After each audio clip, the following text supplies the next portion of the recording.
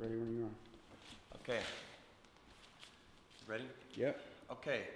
This is Paul Fernschild. My video is how to rebuild the advanced mechanism on the Leica cryostat microtomes, and this will be relevant to the CM 1800 and 1850, and of course UV models. So what generally happens is right down here we get frost buildup in the mechanism that does the advancing. And if you see how this works, it's a Pawl, P-A-W-L mechanism. As the microtome goes up and down, it hits this pawl, a lever, which rotates this axis right here. And you can see it rotates one direction. But when there's frost buildup, it goes like this. It sticks like that. Not good. So you want it to do this, not this. So the general process is this. You remove the microtome from the cryostat and you get to this situation, which is we're showing right here.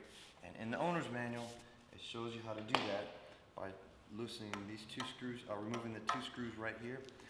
And it also clicks in the back, and this, you can disregard this because once you get the two screws out, you can just pull the whole thing out sideways and bring it over to a desk, just like this. Okay? So that's how you get to this point. And for here, your microtome needs to be at room temperature and dry. Just dry off everything you can. And here's the trick. You douse it in reagent alcohol. And it helps if you get a squirt bottle and just squirt wherever you see. Where anything could be moving, anywhere there might be moisture, you just go ahead and squirt it.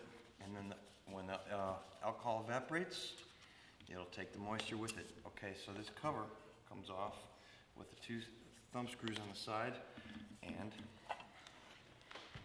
this comes off too. Okay, take that off and clean this up. So there you go.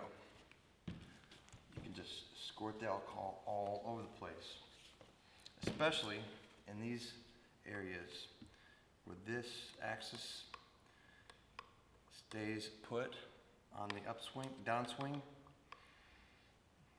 and you just need to do it like this, and also behind it, right here. There's a collar back there which also rotates. So once you do that, that is once you douse it with alcohol and everything's bone dry, get some oil and put it right here, where this brass meets the stainless steel collar, right there. And that's it. After that, you just put this back on and reassemble it, which is the reverse of your disassembly, and that's it. So, while you have the microtome out, you should also drain and dry out the chamber of the cryostat while it's at room temperature. So it needs to be bone dry too. And there's a plug at the bottom of the machine. You can find out where that is in your owner's manual. And that's pretty much it. So once you put it back in, slide this back down in the chamber, click this in. When this is up, the hand wheel on the cryostat needs to be up in the locked position. So then you click this into its coupling on the side, because it can be assembled 100 degrees out of phase, 180 degrees out of phase. So to prevent that, bring this to the up position and bring the handle to the up position, and then you can just wiggle it into place. And then it's ready to go once you put these screws back in. And that's it for my video. Thanks. Good luck.